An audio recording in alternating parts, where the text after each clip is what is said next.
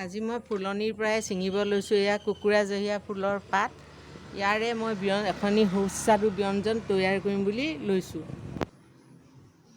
এই সেই কুকুৰাজহীয়া ফুলৰ পাতেৰে মই এয়া তৈয়াৰ কৰিলোঁ এখনি সুস্বাদু ব্যঞ্জন। দাইল মিলাইছোঁ, লগত দিছোঁ শুকান অমৰা। এই ধৰণে আপোনালোকেও তৈয়াৰ কৰিব পাৰে, উপভোগ কৰিব পাৰে।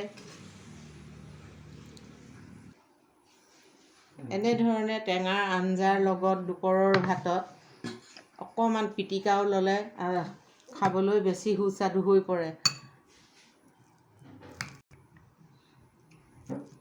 এই ধৰণে তৈয়াৰ কৰি আপোনালোকে কেনে পায় জনাবচোন কমেণ্টত। আৰু অন্যান্য এনেকুৱা বন শাকেৰে আপোনালোকে কেনেকৈ বনাই পাৰিলে অকণমান জনাব। কমেণ্টত জনালে মই সুখী হ'ম।